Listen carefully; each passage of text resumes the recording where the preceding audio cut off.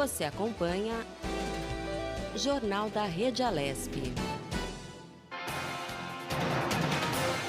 Estamos de volta, esse é o Jornal da Rede Alesp especial desta quarta-feira. Você acompanha tudo aqui com a gente na Rede Alesp. Você pode também baixar o aplicativo da Rede Alesp na sua loja de apps, né?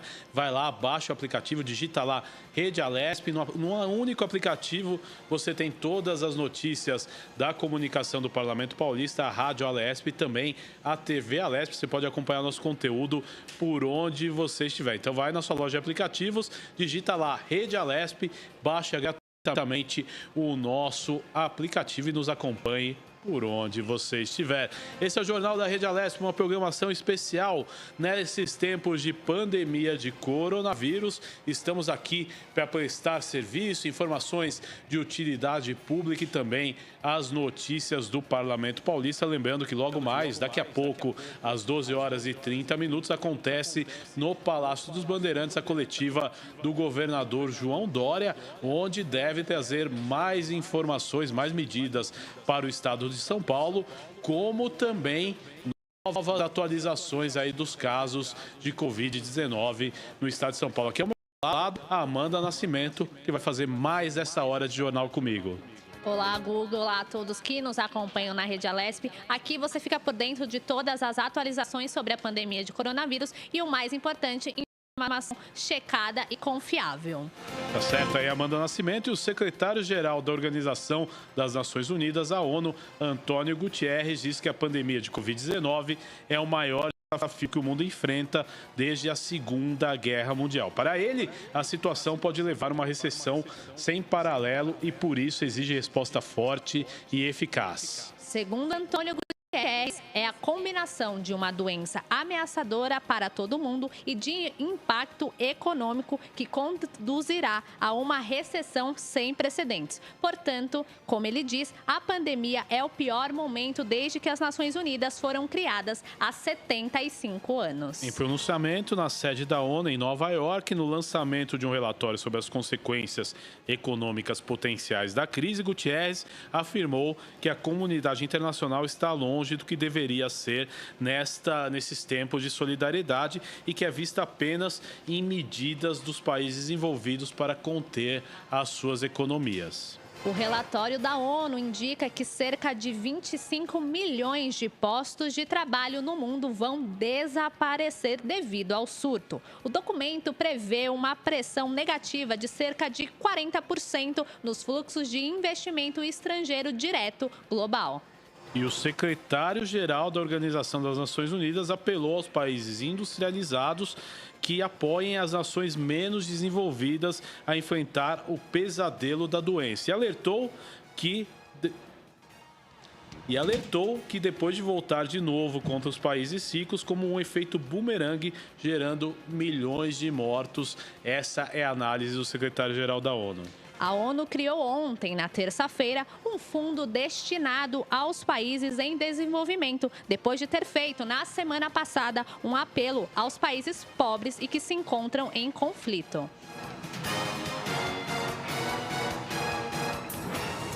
Jornal da Rede Alesp.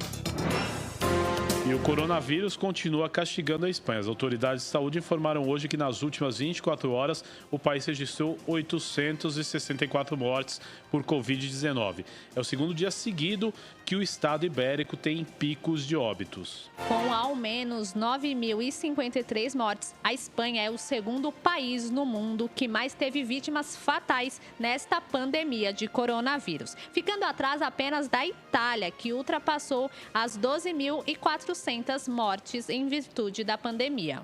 O governo espanhol informou também que em 24 horas detectou mais de 7.700 contágios da doença em seu território. Com isso, o número de casos diagnosticados supera os 100 mil.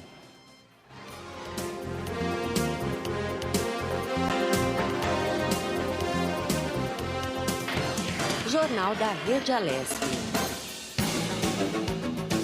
O aumento dos casos de Covid-19 em São Paulo ainda não alterou a rotina dos usuários de droga que vivem na Cracolândia, na região central da capital paulista. De acordo com a Polícia Militar, na região dos Campos Elíseos, a concentração de pessoas na esquina da Alameda Cleveland, Rua Helvética e Alameda Dino Bueno chega a 600 pessoas durante a semana e 1.000 pessoas aos finais de semana. Em outros pontos da cidade também é possível observar usuários de droga, muitos no grupo de risco da pandemia global, aglomerados e compartilhando vários objetos, mesmo durante o período de intensas recomendações e cuidados com a higiene e também do distanciamento social. Na Cracolândia, as autoridades mantêm o patrulhamento de rotina com guardas metropolitanos e policiais militares. Na área da saúde, a Prefeitura de São Paulo informou que houve um reforço das equipes que prestam atendimento aos usuários. Segundo a Secretaria Municipal da Saúde, estão disponíveis na região central equipes do programa Consultório na Rua e do projeto Redenção, que estão compostas por médicos, enfermeiros, assistentes sociais e agentes da saúde para orientação, atendimento e encaminhamento para as unidades de saúde, se for necessário. Até o momento, a Prefeitura de São Paulo não confirmou se já foram atendidos casos de Covid-19 na Cracolândia. Jornal da Rede Alesp. E o Jornal da Rede Alesp de hoje conversa agora com o médico oncologista, Dr. Arthur Malzainer. Doutor Arthur entra daqui a pouco, Daqui a pouco. As medidas de forte distanciamento social tomadas por 11 países europeus para impedir a disseminação do novo coronavírus já evitaram até 120 mil mortes. A conclusão é de um estudo divulgado ontem pelo Imperial College London, no Reino Unido. Entre as ações anunciadas pelos governos estão o isolamento de infectados e dos suspeitos de terem coronavírus, o fechamento de escolas e de universidades, a proibição de aglomerações e a proibição do chamado lockdown, que nada mais é que o fechamento total de uma área ou de um país. A pesquisa foi divulgada no mesmo dia em que as autoridades da Espanha e do Reino Unido confirmaram uma desaceleração no crescimento de infecções. Além das duas nações, o estudo contempla também Alemanha, Áustria, Bélgica, Dinamarca, França, Itália, Noruega, Suécia e Suíça. Em todo o planeta, mais de 757 mil pessoas têm casos de Covid-19, com pelo menos 36 mil mortes. A Organização Mundial da Saúde, a OMS, prevê que 1 milhão de pessoas terão sido infectadas até o fim desta semana. Você está no Jornal da Rede Alesp de hoje. Você acompanha tudo aqui numa programação especial sobre a epidemia do Covid-19. Agora sim, eu tenho o médico oncologista Dr. Arthur Malzainer. Ele fala ao vivo com a gente sobre os cuidados com os pacientes que são portadores de enfermidades oncológicas. Nesse momento, Dr. Arthur, seja muito bem-vindo à Rede Alesp. Muito obrigado, é um prazer estar com a Rede Alesp nessa conversa sobre oncologia e Covid-19. Olá, doutor Arthur, aqui é a Amanda. Gostaria que o senhor falasse um pouquinho, desses pacientes que estão em tratamento oncológico. Eles são parte do grupo de risco? Sim, e aqui nós estamos lidando com vários aspectos do que vem a ser um grupo de risco, né? São pacientes vulneráveis, são pacientes em tratamento, o próprio tratamento frequentemente produz impedimento do sistema imunológico de maneira genérica e muitas vezes de maneira bem específica, além do que, muito frequentemente, são pacientes mais velhos, são pacientes já de um grupo etário de muito risco. Fora isso, o fato de estar em tratamento oncológico implica em risco adicional. Então, temos aí um mix explosivo de dificuldades que a gente tenta, de alguma maneira, reduzir a um mínimo de problemas. Doutor Arthur, o tratamento oncológico deve ser mantido mesmo em meio a essa pandemia de coronavírus? A resposta deve ser pesada para cada paciente individual, e isso os oncologistas estarão exercitando isso com suas equipes, com seus pacientes, e entendendo o risco individual de cada paciente em cada circunstância. Então, de um modo geral, pacientes em tratamento oncológico, de um modo geral, nós tendemos a mantê-los em tratamento oncológico, apesar de todos os pesares da pandemia. Tendo, é claro, vários cuidados acentuando as restrições de contágio, acentuando os cuidados com os familiares, com o mecanismo de evitar o contágio do vírus. De um modo geral, então, a gente mantém o paciente em tratamento, porém, a gente pesa cada circunstância. Os pacientes que recebem tratamento apenas oral, esses impõem restrições um pouco menores, né? Então o paciente pode continuar recebendo o tratamento domiciliarmente. A gente tenta evitar, se os pacientes não têm sintomas novos, se não têm dificuldades novas, a gente tenta até entender isso à distância, num contato à distância, ou se houver necessidade de atendimento, a gente atende o paciente, faz os exames necessários e logo dispensa ele para continuar seu tratamento por via oral, né? Já que via oral é muito simples, o paciente faz a domicílio mesmo. Os pacientes que recebem tratamento endovenoso ou que recebem tratamento injetável, aí evidentemente nós pesamos caso a caso e em geral o paciente se mantém fazendo o tratamento, porém com todos os cuidados e aí existem também uma caracterização de cuidado. Ele vai vir à clínica ou ao hospital. Então, o mínimo de exposição a outras pessoas, a outros pacientes, o mínimo de tempo de duração fora de casa. Então, a gente organiza isso de maneira muito individualizada e é algo que a gente não tinha experiência, é algo que a gente tá vivendo hoje. E a gente está evoluindo a cada dia, a gente está melhorando a cada dia e a gente está em contato muito próximo com os pacientes. Acaba sendo uma forma muito mais humana de lidar com o problema oncológico do paciente. Tem sido uma experiência interessante, preocupante, porém interessante. Agora, doutor, quais os cuidados principais que esse paciente deve tomar na hora de sair de casa e ir para o tratamento?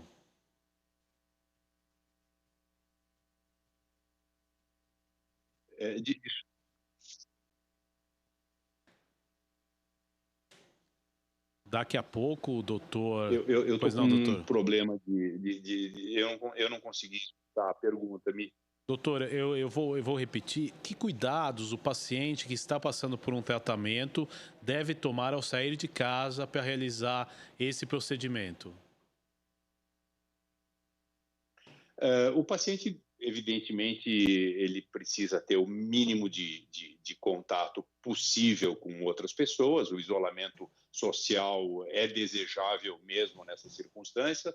A clínica que o receberá deverá estar absolutamente preparada para um atendimento isolado desse paciente. Então, a clínica, os vários locais onde eu dou atendimento, na minha clínica da Clinonco, no Hospital Albert Einstein, nós buscamos isolar o paciente o máximo que nós pudermos, né? Quer dizer, dentro de boxes adequadamente isolados e com o pessoal adequadamente protegido e de modo a reduzir ao mínimo o risco de exposição ao vírus.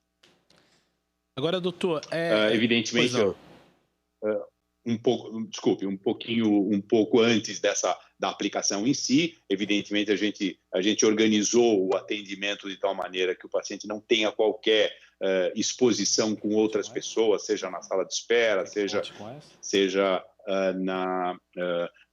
no caminho para o atendimento propriamente dito. Então, evidentemente, o isolamento social o uso de máscara, nós incentivamos o uso de máscara para os pacientes estando para serem atendidos, e o isolamento social, que é a pedra angular desse nosso movimento de redução de exposição. Agora, doutor, é importante que o senhor deixe uma mensagem para toda a população, principalmente quem tem parentes que passam por um tratamento deste tipo, né? E para os pacientes, deixe uma mensagem de utilidade pública, por gentileza, doutor. Eu estou otimista de que nós vamos ultrapassar essa fase rapidamente e também que a medicina não para de fazer progressos e a gente, desde o início da pandemia, quantas medicações já foram aventadas, já sabemos de algumas medicações que podem ajudar, já sabemos de medicações que estão sendo testadas, já sabemos que existe a possibilidade do desenvolvimento da vacina. Então, assim, eu tenho a fé de que nós vamos passar por isso. Acho que nós assumimos, junto com os governos estaduais e municipal, esta proposta a melhor proposta que a gente conhece sobre a redução da exposição ao coronavírus, ao Covid-19, e achamos isso, e apoiamos isso, e queremos incentivar os pacientes de que, estando adequadamente protegidos com aquilo que as autoridades têm recomendado, acrescidos de a possibilidade de uso de máscara. E essa máscara não precisa ser cirúrgica, ela pode ser tão simples quanto um lenço sobre a boca e a narina, as narinas, e isso dá uma proteção adicional excelente para o paciente, assim como a gente aprendeu de todos os países que foram bem-sucedidos com o Covid-19 no Extremo Oriente, que é Japão, Coreia, a própria China, em que o uso de máscara é absolutamente diário em condições normais de vida, muito mais agora no Covid-19. Doutor, eu quero agradecer muito a sua participação no Jornal da Rede Alesp de hoje, sempre esclarecendo aí a população, principalmente as que passam por tratamento oncológico. Muito obrigado, hein, doutor? Muito obrigada, doutor. Sou eu que agradeço a oportunidade. Obrigado, Amanda. Obrigado. Falamos aí de pacientes que passam por tratamento de oncologia em tempos de coronavírus, aqui no Jornal da Rede Alesp Especial. Jornal da Rede Alesp. Dentro de instantes, logo mais, direto do Palácio dos Bandeirantes, você vai acompanhar a coletiva do governador João Dória, que vai trazer todos os detalhes aí das novas medidas do governo estadual no combate dessa pandemia de coronavírus. Estamos aí no 8º dia da quarentena, que vamos até o dia 7 de abril e depois, né, o governador, dependendo do cenário e do quadro do momento, ele deve tomar outras medidas, né, que seja o cancelamento ou a prorrogação da quarentena. Tudo vai depender do cenário do dia 7 de abril e isso com certeza será bem analisado pelas autoridades médicas do estado de São Paulo, junto com os gestores, para chegar aí num denominador, né, de proteção à população do estado de São Paulo. O Jornal da Rede Alesp com muita prestação de serviço, utilidade pública e notícias do Parlamento Paulista. Jornal da Rede Alesp. E pelo menos metade da população brasileira vive em cidades que já registraram casos confirmados do coronavírus. O total de municípios com infecções reportadas cresceu 10 vezes nos últimos 15 dias e já chega a 362. Embora esse número represente apenas 6,5% do total de cidades do país, o surto atinge parcela expressiva da população por estar concentrados nas áreas mais populosas do Brasil. Os dados são resultado de levantamento feito com base em estatísticas compiladas pela plataforma Colaborativa Brasil .io, que considera boletins divulgados diariamente pelas 27 secretarias estaduais da saúde, e as informações por municípios não são divulgadas pelo Ministério da Saúde, apenas pelos governos estaduais. A análise, que considera os dados registrados desde o dia 26 de fevereiro, quando o primeiro caso da doença foi confirmado no Brasil. Até a última segunda-feira, dia 30, mostra que, em meados de março, apenas 32 cidades brasileiras tinham casos confirmados da Covid-19. Os municípios afetados na ocasião somam uma população de 43 milhões. No último dia 30, apenas 15 dias depois, o número de municípios atingidos passou para 362 e o contingente populacional afetado saltou para 106 milhões, alta de 146%. Apenas naquele dia, 35 novas cidades passaram a registrar a doença em seu território, o maior número desde o início do surto no Brasil. São Paulo e Rio Grande do Sul são os estados com o maior número de cidades afetadas, 49 cada um. Jornal da Rede Alesp. E a situação das companhias aéreas de todo o mundo segue dramática. A Associação Internacional dos Transportes Aéreos, a IATA, anunciou que as empresas terão que devolver 35 bilhões de dólares em passagens aéreas compradas e não utilizadas. Além disso, a perda líquida trimestral estimada para o período encerrado em 30 de junho de 2020 é de 39 bilhões de dólares. Pois é, essa análise é baseada na avaliação do impacto divulgado na semana passada em um cenário que as restrições severas de viagem duram 3 meses, segundo a demanda. No ano inteiro cai 38% e as receitas dos passageiros recuam 256 bilhões de dólares em comparação a 2019. Além dos custos inevitáveis, as companhias aéreas alegam que enfrentam o reembolso de bilhetes vendidos, mas não utilizados, como resultado de cancelamentos em massa resultantes de restrições impostas pelo governo às viagens. Segundo a Associação Internacional de Transporte Aéreo, vários governos estão respondendo positivamente à necessidade do setor de medidas de alívio, entre eles o do Brasil. Entre os países que fornecem pacotes específicos de ajuda financeira ou regulatória para a indústria estão Colômbia, Estados Unidos, Singapura, Austrália, China, Nova Zelândia e Noruega. De acordo com a IATA, o Brasil, o Canadá, a Colômbia e a Holanda relaxaram os regulamentos para permitir que as companhias aéreas ofereçam comprovantes de viagem aos passageiros no lugar de reembolsos. Jornal da Rede Alesp.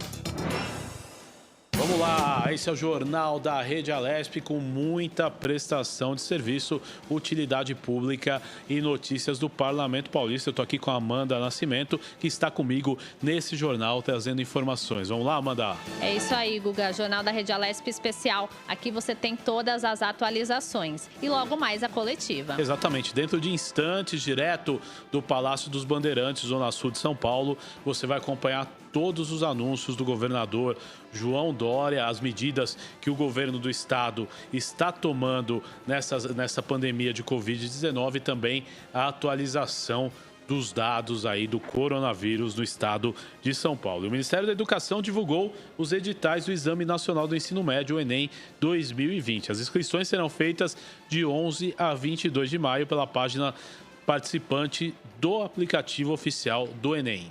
Neste ano, o Instituto Nacional de Estudos e Pesquisas Educacionais, Anísio Teixeiras, o INEP, dará ao participante a opção de fazer o exame no formato tradicional ou digital.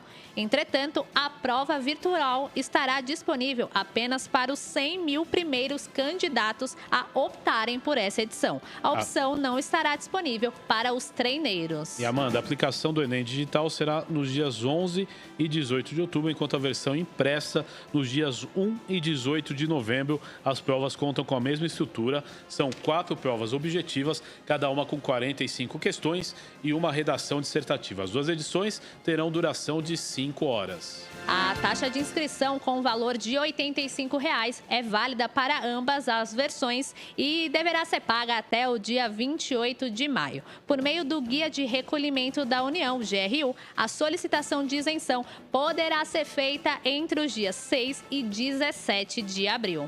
A gratuidade é garantida aos participantes que estejam cursando o último ano do ensino médio de 2020 em escola da rede pública, estudantes que fizeram todo o ensino médio em escola pública ou como bolsista integral na rede privada e tem a renda per capita igual ou inferior a um salário mínimo e meio. Esses candidatos também precisam ser inscritos no Cadastro Único para programas sociais do governo federal, o CadÚnico, além de ter renda familiar de até meio salário mínimo por pessoa ou renda familiar mensal de até 3 salários mínimos. A justificativa de ausência é obrigatória aos isentos da taxa em 2019 que não compareceram aos 2 dias de exame e desejam solicitar novamente a isenção para fazer o Enem 2020. O Enem 2020, com base na política de acessibilidade e inclusão do INEP, garantirá o atendimento especializado a quem precisar. Nesses casos, as solicitações deverão ser feitas entre os dias 11 e 22 de maio, mesmo período em que abre o sistema para inscrição.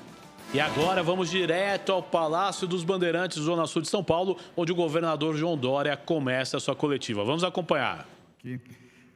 Os companheiros que estão aqui à frente para responder as perguntas: José Henrique Guerra, secretário da Saúde do Estado de São Paulo; Helena Sato, coordenadora do nosso Centro de Contingência do Covid-19; Célia Parni, secretária de Desenvolvimento Social; e também Fernando Capês, que é o diretor-geral executivo do PROCON em São Paulo.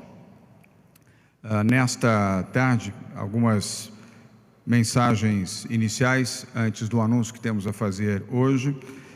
Acabei de acompanhar pela televisão a mensagem de que o governo federal, através do presidente da República, assinou o decreto referente à transferência de renda, R$ 600 para ajuda àquelas pessoas que mais precisam, em São Paulo e em todo o Brasil, a medida acertada. Nós temos só aqui em São Paulo 1,5 milhão de pessoas que vivem com menos de R$ 250 e muitas com valores até inferiores a isso.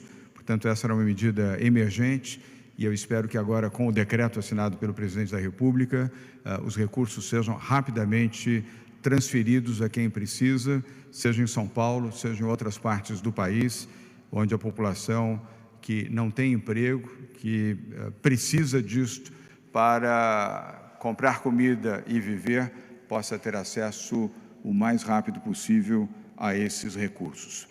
Quero destacar também a importância do governo federal destinar os recursos prometidos para o microcrédito aos microempreendedores. Também um segmento da população brasileira que está sofrendo bastante, já que o microempreendedor, ele normalmente 1 ou 2 pessoas e da mesma família, se ele não tiver acesso a um volume maior de microcrédito, ele estará numa situação equivalente aos desvalidos, aos desempregados e aquelas pessoas que precisam de recursos para sobreviver. E, finalmente, o crédito às pequenas empresas, também prometido pelo governo federal. Tenho certeza de que o governo vai cumprir o seu compromisso, assim como aos microempreendedores, e poderá anunciar rapidamente a destinação destes recursos a quem mais precisa. Também quero fazer aqui um comentário em nome de outros governadores. Nós trocamos mensagens diariamente, nos comunicamos diariamente. Eu ontem, como cidadão, como brasileiro e como governador, fiquei feliz de assistir um presidente da República mais moderado e com bom senso, colocando uma mensagem equilibrada à população brasileira. Mas amanheci preocupado, vendo o mesmo presidente da República numa postagem agredindo os governadores. Em qual presidente da República nós devemos confiar? Aquele que ontem fez uma mensagem ponderada no seu pronunciamento e que, menos de 12 horas depois, faz uma agressão de postagem aos governadores? É preciso coerência, presidente. Seja moderado, equilibrado, faça aquilo que o senhor fez ontem à noite em rede nacional, mas não caia na tentação de seguir a orientação daqueles que do seu gabinete do ódio propõem o confronto, o combate, a briga, dissidência com governadores, com parlamentares, com o judiciário, com jornalistas, com meios de comunicação ou contra qualquer outro que se oponha ou que formule críticas ao senhor. Por enquanto, prefiro levar em consideração a sua manifestação de ontem e desconsiderar a sua manifestação de hoje pela manhã. Quero também dizer que o vírus, o coronavírus, não escolhe rico ou pobre, não escolhe atleta ou sedentário, militar ou civil, e muito menos petista, bolsonarista ou quem quer que seja que tenha posição política ou ideológica.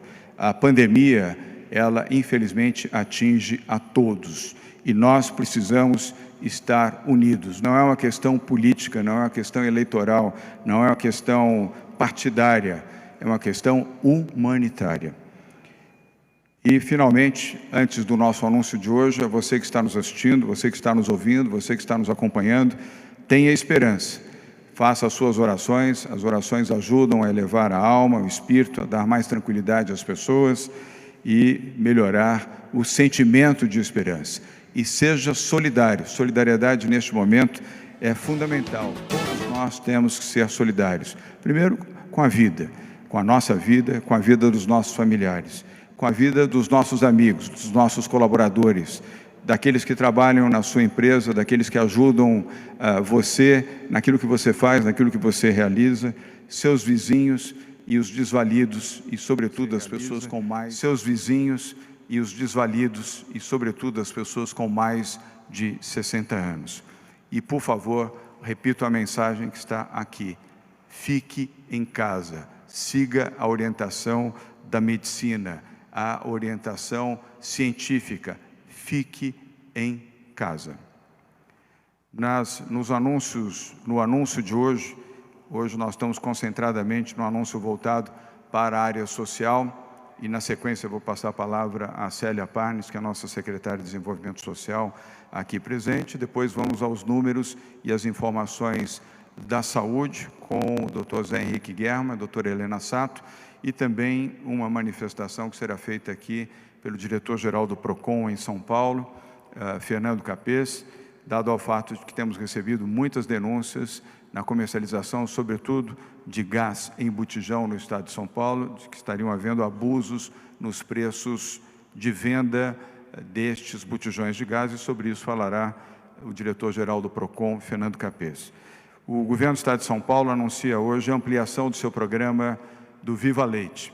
Nós vamos fazer, a partir da próxima segunda-feira, dia 6 de abril, até 6 de junho, durante 60 dias, através da Secretaria de Desenvolvimento Social, vamos distribuir leite gratuitamente para 21 mil idosos que estão em abrigos e residências socioassistenciais. Nós vamos ampliar um programa que já é um programa social do governo do estado de São Paulo, de grande sucesso. Não foi iniciado no nosso governo, ele vem já há muito tempo, é um programa correto e que foi preservado pelo nosso governo, mas agora vamos atender também as pessoas com mais de 60 anos que estão em abrigos e que têm necessidade de acolhimento, de assistência e de atendimento especial.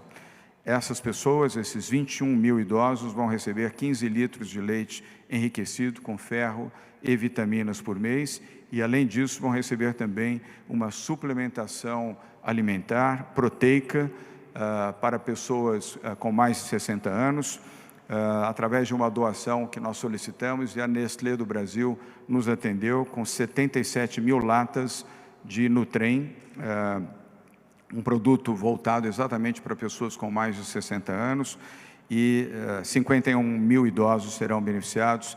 Cada um vai receber 4 latas de suplemento por mês, por até 60 dias na fase inicial, e, se necessário, nós estenderemos por outros 60 dias. No momento, por 60 dias, exatamente conforme já mencionei, do dia 6 de junho do dia 6 de abril até o dia 6 de junho, por 60 dias.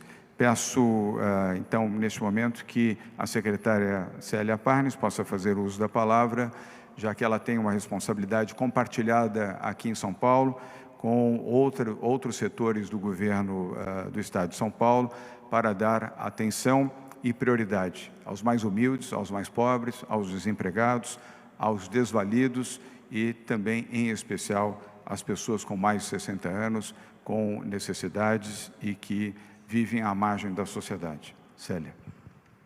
Pois não, bom dia a todos. Reiterando aqui o anúncio que o governador acaba de fazer, um grande programa de suplementação proteica para os idosos mais fragilizados do Estado. Portanto, idosos que hoje vivem em nossos residenciais, em abrigos dos municípios, normalmente idosos com quebra de vínculos com a família, muitos abandonados pela família também, idosos vítimas de violência, esses que vivem em nossos abrigos e residenciais pelo Estado. Portanto, os idosos que mais precisam de nós, agora recebendo suplementação proteica, tanto do leite do programa Viva Leite, o maior programa de distribuição de leite da América Latina, gratuito, leite in natura vitaminado, e também com suplementação em pó, da Nestlé, nesse momento, que já se propôs a doar quantidade para 60 dias para esses idosos, uma suplementação especial feita para sêniores. Com isso, nós buscamos fortalecer as pessoas, dar energia, dar realmente robustez para que eles possam enfrentar essa epidemia de coronavírus com saúde e com muito boa nutrição. Lembrando também a todos que hoje se inicia os jantares nos restaurantes Bom Prato, também uma outra medida de nutrição, de alimentação, de fornecimento de alimentação bem balanceada por nossos nutricionistas dos restaurantes Bom Prato. Todos os restaurantes pelo Estado, os 59 restaurantes, passam a oferecer jantares diariamente a R$1. Além disso, as 3 refeições durante os finais de semana e feriados, também pelos próximos 60 dias. Com isso, nós iremos oferecer mais 1.200.000 refeições por mês nos restaurantes Bom Prato. 1.200.000 refeições a mais por mês nos nossos restaurantes Bom Prato, que já ofereciam 2 milhões de refeições por mês.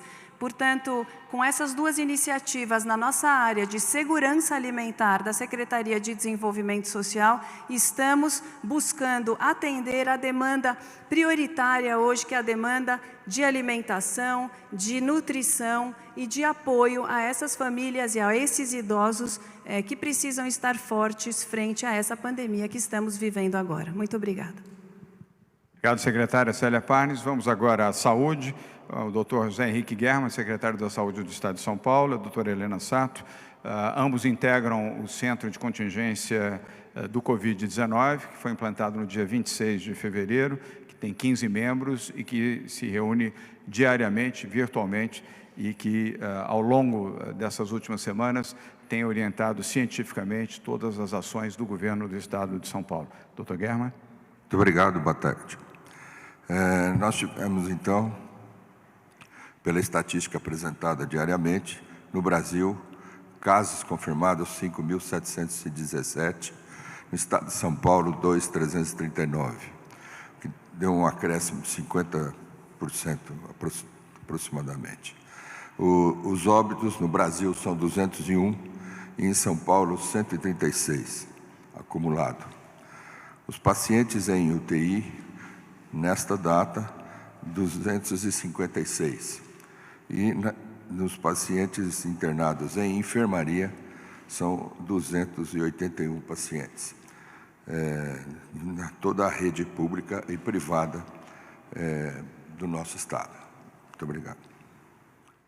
Obrigado, doutor José Henrique German. A doutora Helena Sato, que nesse momento é a nossa coordenadora geral do Centro de Contingência do Covid-19, até a plena recuperação do doutor Davi Uip, que está em casa, está bem.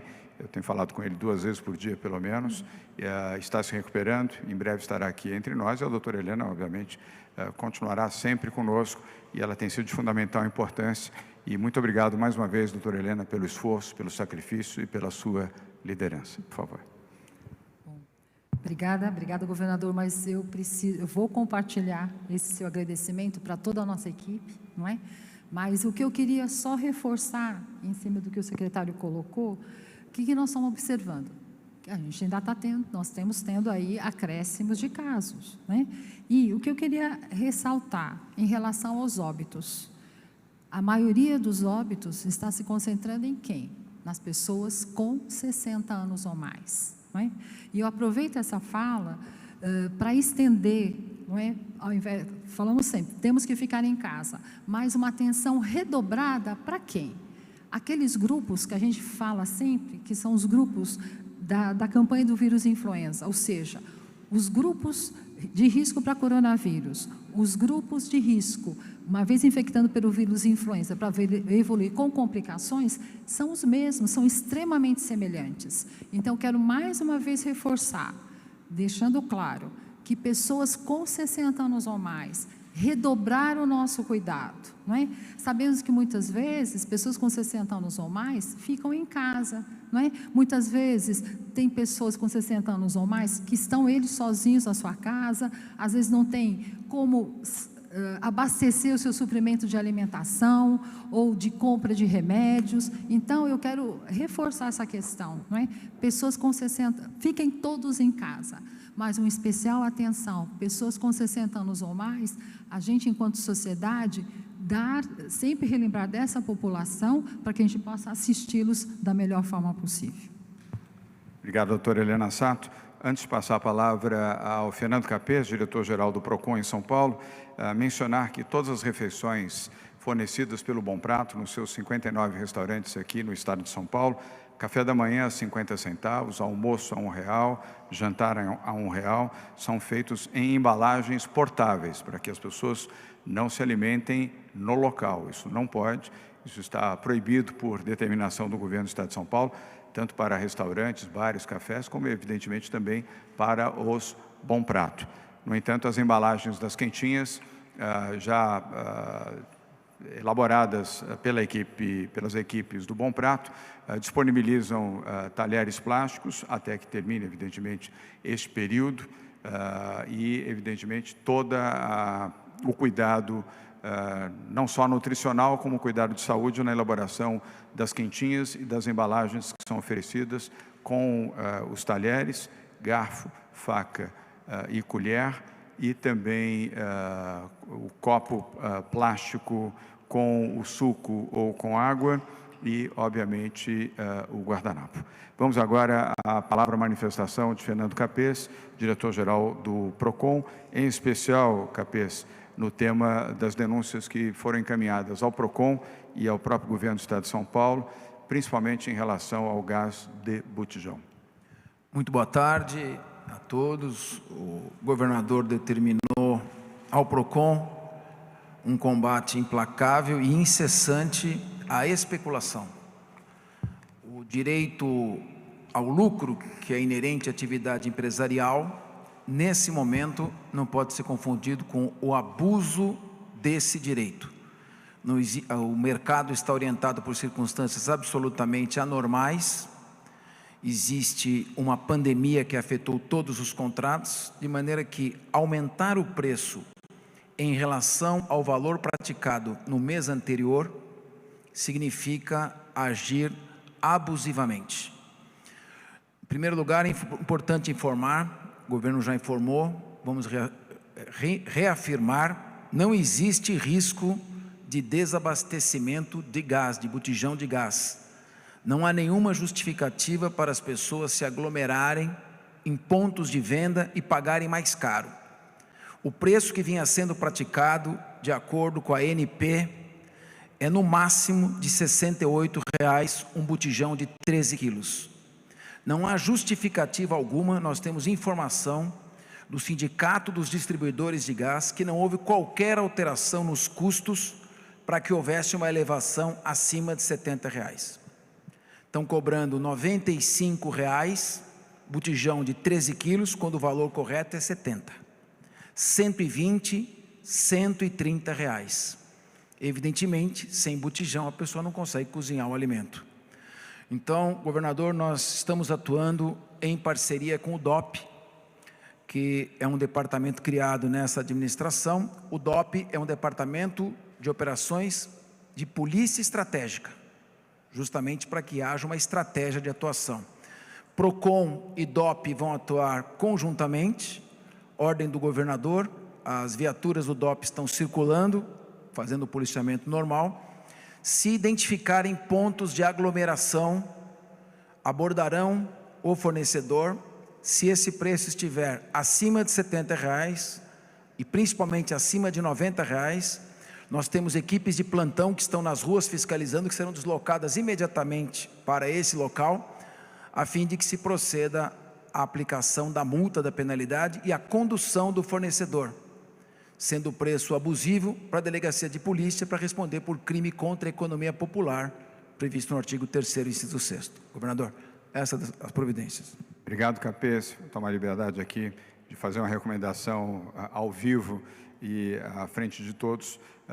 O preço é, no limite, R$ 70, não é nem 71, nem 72, nem 80, nem 90. Numa situação como essa, R$ 10 fazem muita falta a essa população de baixa renda. O PROCON está autorizado a agir de acordo com a lei para proteger o interesse público e principalmente da população de baixa renda. Vamos agora às perguntas. Como sempre, William Cury, da TV Globo, Globo News. Will, você sempre abrindo aqui as nossas coletivas. Boa tarde, obrigado pela presença. Para não perder o hábito, sua pergunta, por favor. Boa tarde a todos. A Prefeitura, Secretaria Municipal da Saúde, pediu a intervenção em 3 unidades do Hospital Santa Maggiore, aqui em São Paulo, que registrou um elevado número de óbitos, boa parte, aliás, dos mortos aqui no estado de São Paulo, nas unidades do Santa Maggiore. Eu queria saber como esse processo vai ocorrer e qual a primeira avaliação da Secretaria Estadual da Saúde. Obrigado.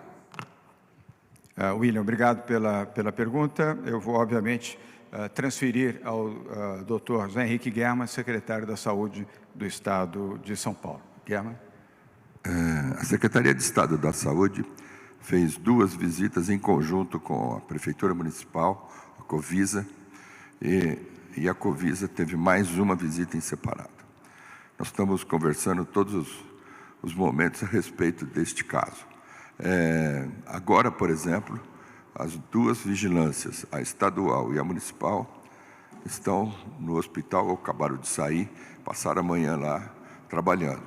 E a ideia que nós estamos fazer é que iremos quantas vezes for necessário. O intuito é que a gente possa ajudar e ajustar o hospital à medida das necessidades, em vez de tirar os pacientes de lá. Com isso, a gente pode ajudar o hospital, ajudar os pacientes e fazer com que a gente possa ter, ao longo deste período, um atendimento que seja de qualidade e eficiente. Então, a interferência é a Secretaria com a sua vigilância e a Secretaria Municipal com a Covisa, no sentido de dar melhores condições para o hospital trabalhar. Apenas para lembrar, o Dr. José Henrique Germann foi superintendente do Hospital Albert Einstein durante 31 anos e durante 5 anos do Hospital Sírio-Libanês, 2 referências hospitalares no setor privado. Ele conhece gestão hospitalar. Will, obrigado pela pergunta. Agora vamos a uma pergunta não presencial do jornalista Vinícius Passarelli, da rádio CBN, que está nos acompanhando, nos assistindo no momento. A pergunta, Vinícius, será feita pela jornalista Flávia Soares. Flávia. Na segunda-feira, o secretário Germann disse que havia 12 mil testes para a Covid-19 na fila. Qual é esse número hoje? Quanto tempo, em média, esses exames estão demorando para sair? Muito obrigado. Eu vou aproveitar e fazer um pequeno apanhado aqui desta situação. O número de exames hoje que estão represados são de 16 mil exames. Desses, 201 são óbitos que já ocorreram. O Adolfo Lutz, no seu laboratório central, tem uma capacidade de 1.200 amostras por dia. Nós tivemos, nas 2 últimas semanas, um problema relacionado a insumos para o processamento dos exames. Tanto que acabamos por alterar de um processamento que era feito dentro de uma forma manual e agora estamos dentro de uma forma automatizada, justamente para que a gente possa dar vazão, e não só isso, mas melhorar o processo. Então, com relação a esses óbitos, esses exames serão processados no dia de hoje. Amanhã eles estarão já determinados. Então, isso faz parte de uma força-tarefa, incluindo as unidades do interior de São Paulo, do Laboratório Adolfo Lutz, que inclui Santo André, Sorocaba, Ribeirão, Bauru e São José do Rio Preto. Essas unidades passam de hoje até segunda-feira a trazer mais 500 exames para o sistema. Nós conseguimos os insumos necessários importando dos Estados Unidos para este final de semana 20 mil kits, né, de processamento de exames, e mais 40 que chegarão ao cabo dos próximos 10, 15 dias. Isso dá ao Lutz e aos seus laboratórios regionais e também ao Instituto Butantan, que faz exames, uma condição melhor de matéria-prima.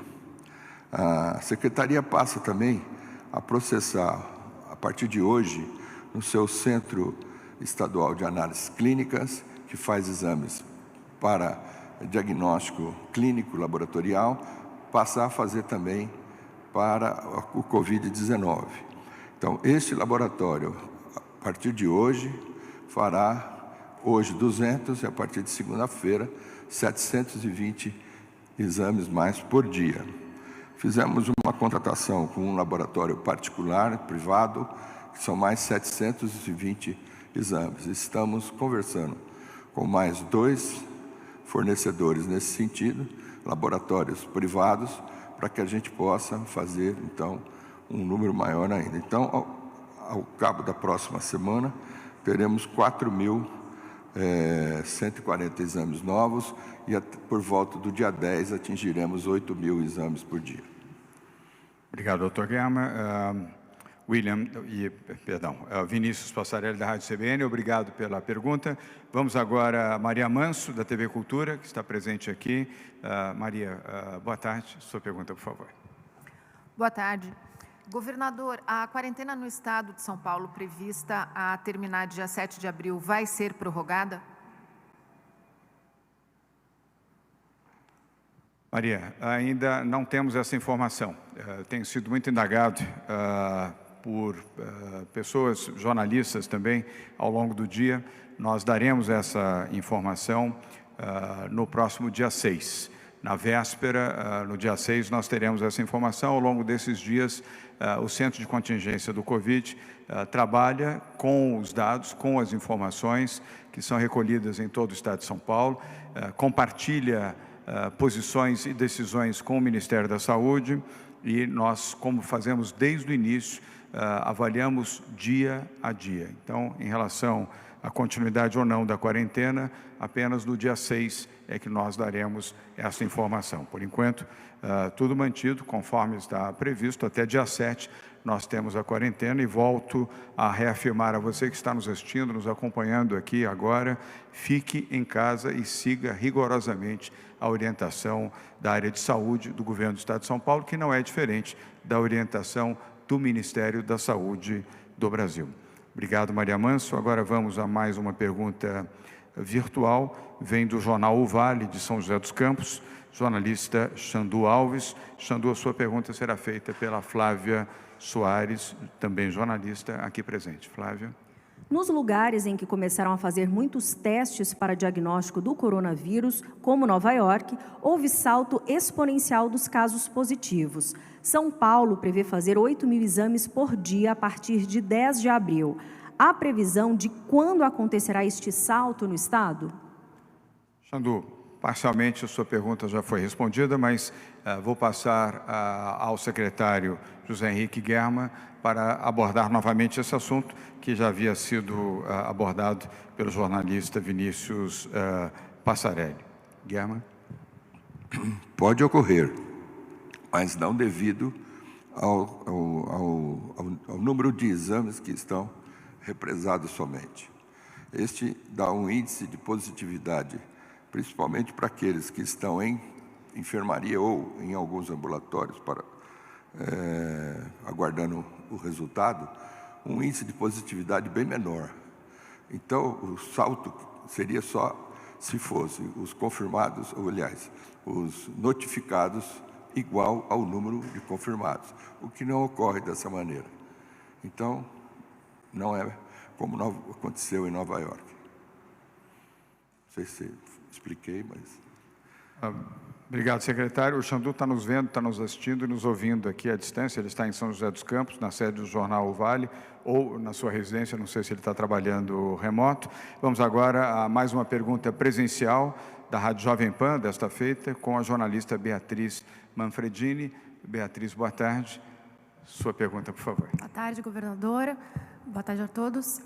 A gente tem alguns relatos de pessoas que morreram e não fizeram o teste de coronavírus, então estão no laudo sai suspeita de Covid-19, mas não está confirmado. Eu queria saber, aproveitando que a gente está ao vivo na Jovem Pan também, se existe um número de quantas pessoas morreram por suspeita de Covid-19. Obrigada. Beatriz, obrigado pela pergunta. Eu vou pedir à doutora Helena Sato, que é a nossa coordenadora do Centro de Contingência do Covid-19, que possa responder e, se necessário, com comentários do doutor Zé Henrique Guerra. Doutora Helena Sato. Então, vamos lá. Então, neste momento, nós temos, só reafirmando os números, nós temos, então, confirmados no estado dos 2.339 casos de infecção pelo coronavírus e temos, infelizmente, 136 óbitos.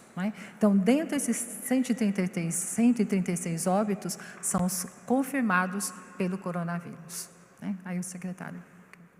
Então, o número que eu dei na fala anterior foi de que nós temos 201 para exame, não que sejam todos positivos, obviamente.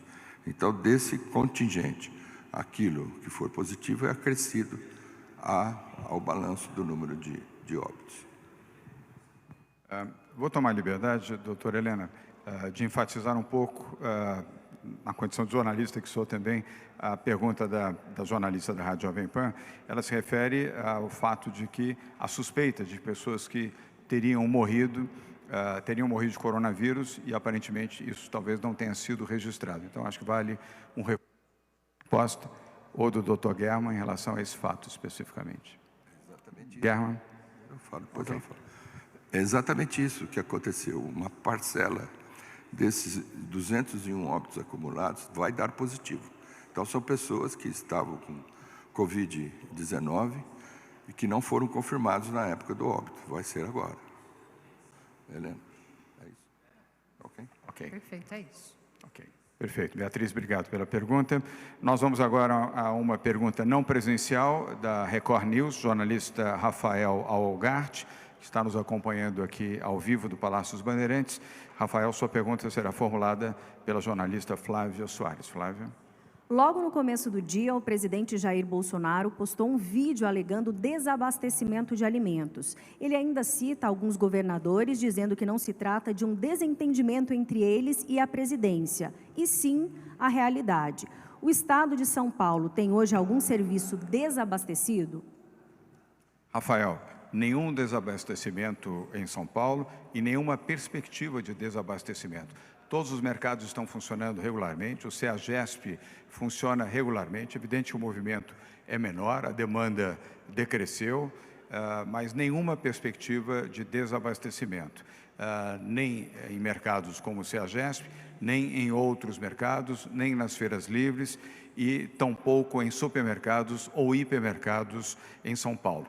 Nem no abastecimento de alimentos, nem nos produtos de higiene, limpeza ou de qualquer outra natureza. Nós temos um grupo econômico que acompanha um outro comitê, além do Comitê de Saúde, que acompanha isso diariamente, com a participação das centrais de distribuição, dos produtores agrícolas e também da APAS, Associação Paulista de Supermercados, e do Sindicato das farmácias, das empresas que distribuem produtos nas farmácias e também das farmácias. Então, não há desabastecimento em nenhuma área aqui no estado de São Paulo e, volto a repetir, Rafael, nenhuma perspectiva neste sentido.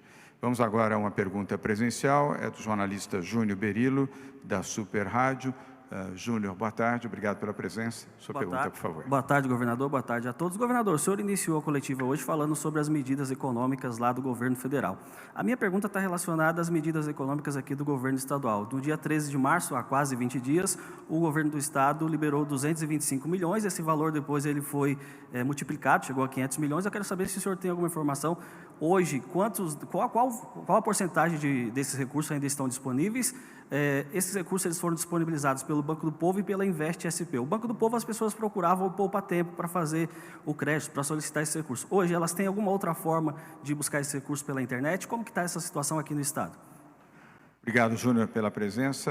Antecipo que amanhã, quinta-feira, nesta mesma coletiva de imprensa, o nosso tema será será exatamente o econômico, com a presença do presidente do Banco Desenvolve São Paulo, a Patrícia Ellen, que é a nossa secretária de Desenvolvimento Econômico, do Henrique Meirelles, nosso secretário da Fazenda, e também dos responsáveis pelo Banco do Povo. Hoje nós temos R$500 bilhão que nós colocamos à disposição desde o início da semana passada.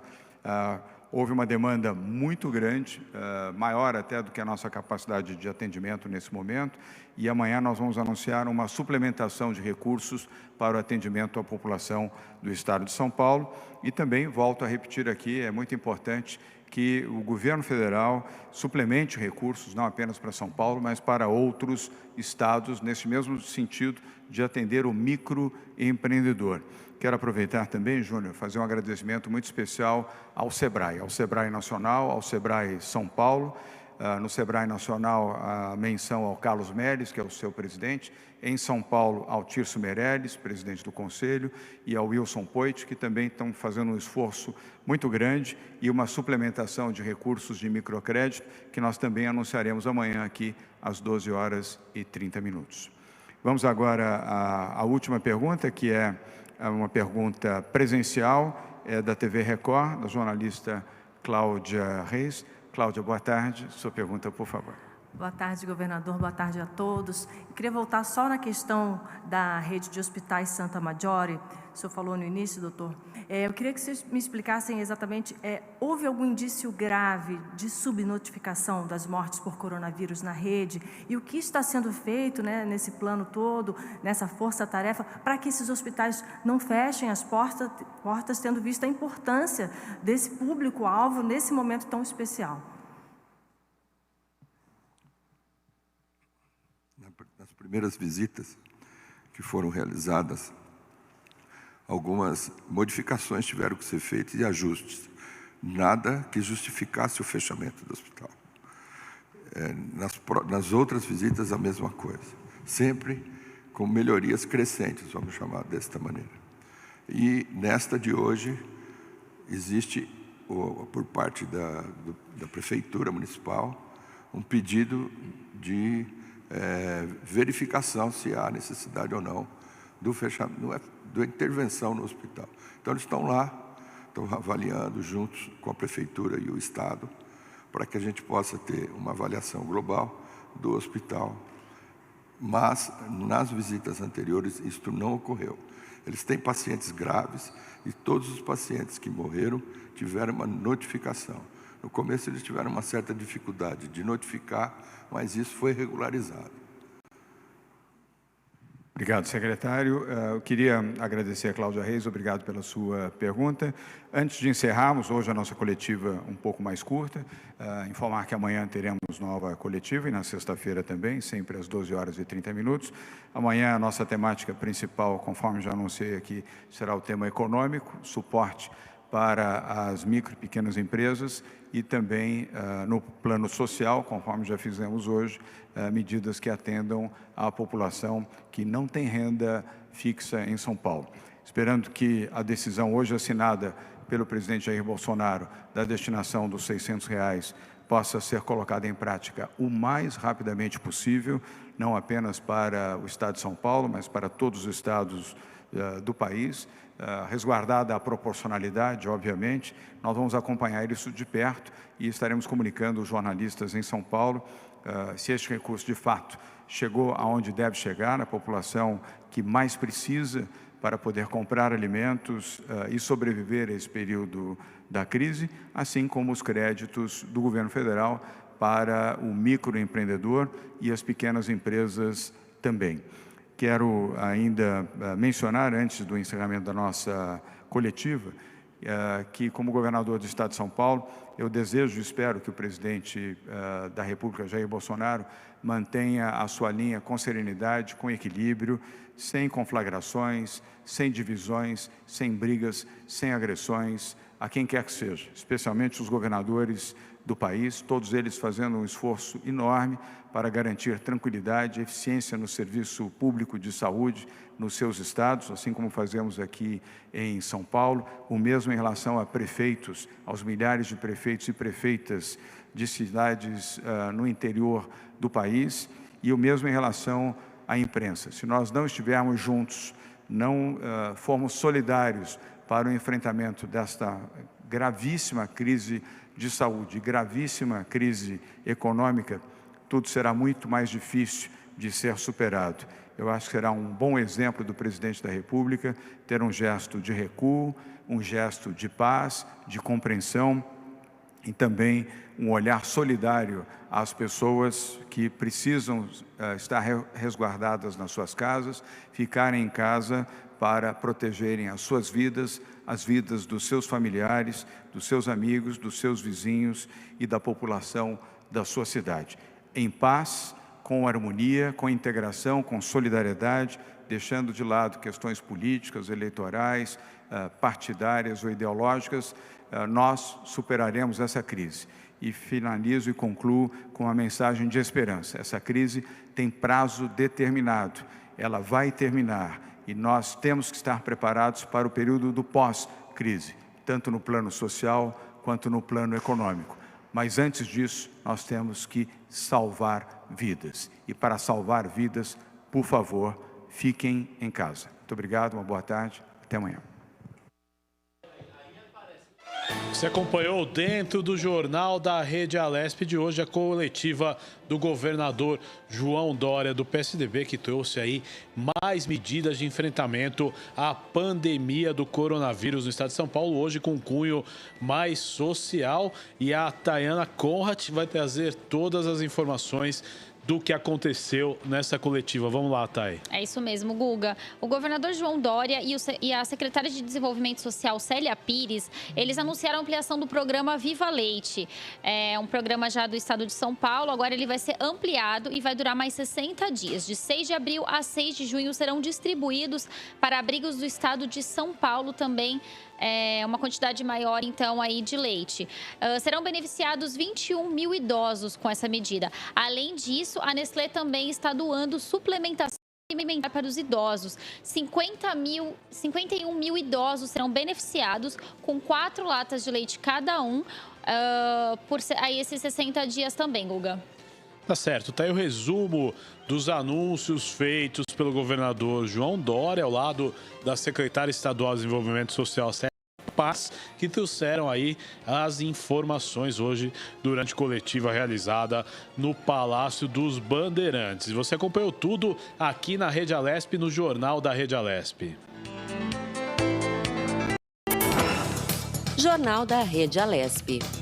Vamos lá, vamos para mais uma entrevista ao vivo. Eu tenho na ponta da linha agora o deputado Adalberto Freitas, do PSL. Deputado, seja muito bem-vindo ao Jornal da Rede Alesp. Tudo bem? Tudo bem, deputado? Oi, Guga. Bom dia, Guga e Tayane. É um prazer estar novamente junto com vocês da Rede Alesp aí e agradecer mais uma vez o empenho de vocês por manter a todos nós informados nesse momento de incerteza, que todo mundo está com dúvida, o que fazer, o que não fazer, e vocês, com todo esse trabalho muito lindo que vocês fazem, nos mantêm sempre bem informados. Muito obrigado. Esse é o deputado Adalberto Freitas, que participa conosco do Jornal da Rede Alesp especial de hoje, essa cobertura que estamos fazendo aí de esclarecimento e utilidade pública em relação ao coronavírus. Deputado, qual as atualizações que o senhor traz para a gente? Qual a sua opinião da evolução do cenário dessa pandemia aqui no estado de São Paulo? O que o senhor tem aí para trazer de novo para nós? Olha, eu creio que não seja alguma coisa muito nova, né? porque tudo que chega até nós, como estamos confinados, né? Então, tudo que chega até nós é via rede social, que a gente acompanha na televisão e que acompanha pelas nossas redes sociais. O que eu vejo que teve uma evolução para o nosso país, que é muito importante, que aconteceu nessa semana, né? É que o nosso presidente da República, né? Reconheceu aí, desde ontem para hoje, né? Que realmente é muito sério essa questão da crise, né? E coronavírus, que realmente sai daquela conversa de uma gripezinha, que a gente sabe que não é, né? E nós estamos vendo o seguinte, acompanhamos o presidente dos Estados Unidos, há cerca de 10 dias, foi em rede mundial, falou que todos os Estados Unidos não ia parar, todo mundo ia ir para a rua, ia trabalhar, não ia parar o país, tal, tudo mais. Logo depois que começaram a fazer os testes lá em uma semana, eles viram que o número foi lá em cima. Então, hoje, você vê que os americanos hoje estão sofrendo, são os mais infectados do planeta, né? Por conta de uma semana que o presidente achou que poderia ir para a rua. Óbvio, no domingo, o presidente Donald Trump voltou atrás, estendeu o confinamento social por até 30 de abril, e graças a Deus o nosso presidente aqui do Brasil também voltou atrás e está reconhecendo que tem que ser tomadas providências, que realmente é muito sério essa questão do coronavírus. E paralelo a isso, eu tenho acompanhado muito aí as ações aqui do governo do Estado de São Paulo, o governador João Dória e toda a equipe dele estão tomando providências muito boas. A gente sabe que até para eles que são dirigentes, com certa experiência aí na vida pública, essa é uma situação inusitada. Esse contágio pelo coronavírus é uma situação muito perigosa e inusitada, que pegou a todos de surpresa. Tanto é que as nações mais desenvolvidas do mundo sofreram muito com isso daí, porque também foram período de surpresa. E aqui no Brasil não seria diferente. Nós temos uma pequena vantagem que nós temos, que nós já descobrimos, o que aconteceu por antecedência, né? Podemos fazer algumas coisas aí para poder evitar que não aconteça o que aconteceu no resto do mundo, e tem aí um pouco aí de diferença a questão do clima também, que pode nos ajudar um pouco, né? Mas a gente sabe que é sério, devemos aí nos próximos 10 dias entrarmos no pico aí de todas as contaminações, e agora nós vamos começar a fazer os testes rápidos também.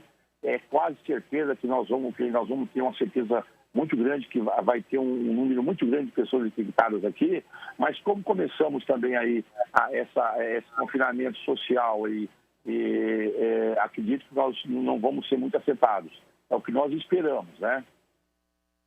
Agora, deputado, é muito importante que o senhor deixe uma mensagem de utilidade pública, que é muito importante neste momento, deputado.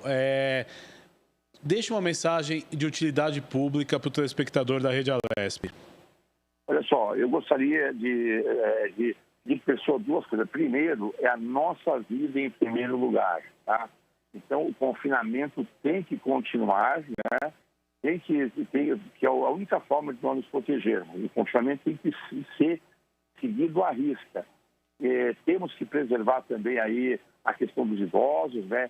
E as pessoas que puderem, de alguma forma, colaborar aí com pessoas menos assistidas, e por questão de emprego, voluntários desempregados e pessoas que já estão passando alguma necessidade por conta da crise, que possam fazer aí, usar a questão humanitária e ajudar essas pessoas, doando alguma coisa que tenha aí a mais lá em casa, um quilo de arroz, um quilo de feijão, ajudar pessoas que realmente estão bem no extremo da periferia da capital de São Paulo.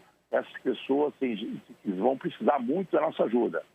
Então, essa é a mensagem para vocês, a solidariedade e cuidado com a nossa saúde.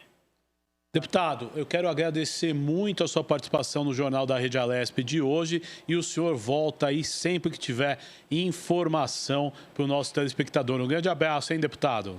Ô, Guga, muito obrigado e parabenizo a todos aí da Rede Alesp, que nos mantém sempre muito bem informados. Parabéns pelo trabalho de vocês, estou à disposição sempre que precisarem. Muito obrigado a você e a Tayane que estão tocando o jornal aí. Muito obrigado. Este foi o deputado Adalberto Freitas, do PSL, que trouxe aí mais informações, participou do jornal.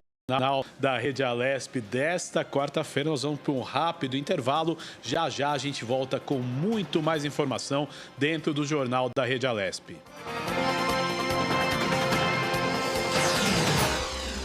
Você acompanha